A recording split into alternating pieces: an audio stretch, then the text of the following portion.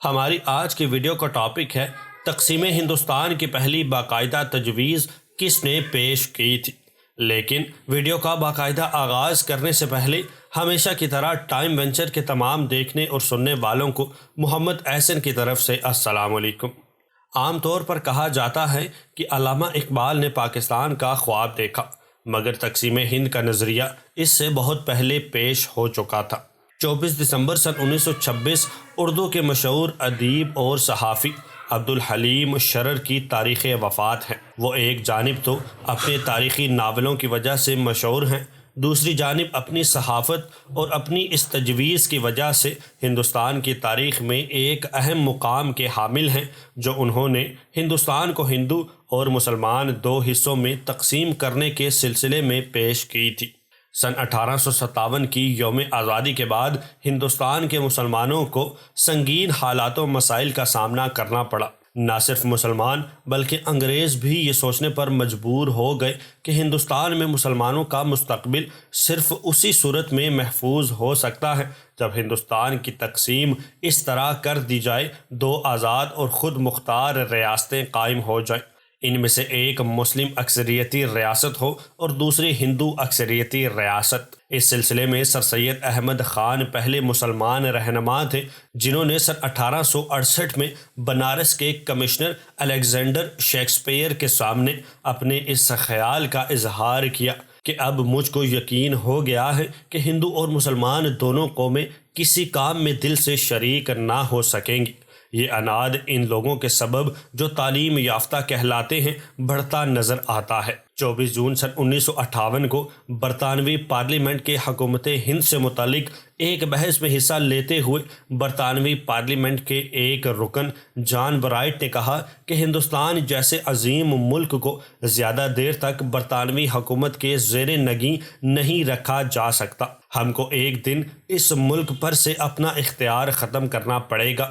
اس لیے ضروری ہے کہ ہندوستان کو ایک سلطنت کے طور پر قائم رکھنے کی بجائے انتظامی بنیادوں پر 5 علیحدہ پریزیڈنسیوں میں تقسیم کر دیا جائے۔ اس نوع کی ایک تجویز جمال الدین افغانی کی تھی۔ انہوں نے سن 1879 میں ہندوستان میں ایک مسلم ریاست کے قیام کی تجویز پیش کرتے ہوئے کہا کہ اس مجوزہ مسلم ریاست میں وسط ایشیا کی مسلم آزادی والے علاقے، افغانستان اور برصغیر کے مسلم اکثریتی صوبے بھی شامل ہوں۔ اسی زمانے میں اس نوع کی چند اور تجاویز سامنے آئی جو WS بلنٹ، تھیوڈور بیک اور محرم علی چشتی نے پیش کی تھی، مگر اس سلسلے کی سب سے اہم تجویز 23 اگست سن 1890 کو مولانا عبدالحلیم شرر نے پیش کی۔ مولانا عبدالحلیم نہ صرف یہ کہ اردو کے ایک نامور ادیب تھے بلکہ وہ ایک بہت بڑے صحافی بھی تھے۔ وہ ایک اردو 7 روزہ اخبار شائع کرتے تھے جس کا نام مہذب تھا۔ مولانا عبدالحلیم شرر تاریخی ناول نگار تھے اور ان ناولوں کے ذریعے اسلام کی عظمت و شوکت پیش کرنے کے سلسلہ میں ایک اہم مقام کے حامل ہیں۔ ان کا یہی اختصاص ان کی صحافت میں بھی نظر آتا ہے۔ سن 1890 میں جب ہندوستان میں ہندو مسلم فسادات عروج پر تھے، انہوں نے ان اختلافات کا حل ہندوستان کی تقسیم کی صورت میں پیش کیا۔ چنانچہ انہوں نے اپنے 7 روزہ مہذب کے اداریے میں جو 23 اگست سن 1890 کو شائع ہوا میں تحریر کیا کہ حالات کچھ ایسے ہیں کہ کوئی قوم دوسرے فرقے کے جذبات کو مجروح کیے بغیر مذہبی رسوم ادا نہیں کر سکتی، نہ ہی عوام میں اتنی رواداری اور صبر کا اتنا مادہ ہے کہ وہ دوسروں کی توہین کو معاف کر سکے۔ اگر حالات اس حد تک پہنچ چکے ہیں تو پھر دانش مندی کا تقاضا یہ ہے کہ ہندوستان کو ہندو اور مسلمان دو صوبوں میں تقسیم کر دیا جائے اور آبادی کا تبادلہ کیا جائے۔ ہندوؤں کے رویے سے معلوم ہوتا ہے کہ وہ مسلمانوں کو اپنا ہمسایہ نہ بننے دے اور وہ مندر کی گھنٹیاں مسلم مشرکین ہندو مسلمانوں کو مشرک سمجھتے ہیں کو سنانا پسند کرتے ہیں، نہ وہ اذان سننے کے روادار ہیں۔ ان حالات میں تقسیم ہند کی تجویز مسلمانوں کے لیے بھی قابل قبول ہوگی کیونکہ وہ ہندوؤں سے بیزار دکھائی دیتے ہیں۔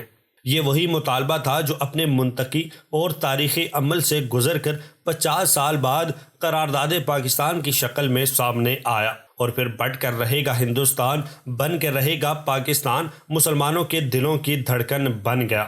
23 اگست کا دن برصغیر کی تاریخ کا ایک یادگار دن بن گیا اور اس دن قرارداد پاکستان کا سنگ بنیاد رکھا گیا تھا۔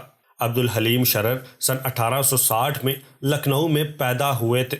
9 سال کی عمر میں وہ اپنی والدہ کے ساتھ کلکتہ چلے گئے اور میٹا برج میں رہنے لگے۔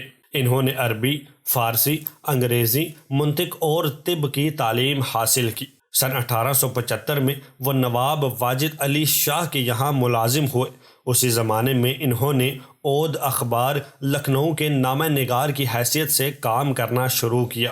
سن 1877 میں وہ لکھنؤ لوٹ آئے اور اودھ پنچ کے ادراتی عملے میں شامل ہو گئے۔ یہاں ان کے مضامین کو خوب شہرت ملی۔ وہ اس اخبار سے سن 1884 تک وابستہ رہے۔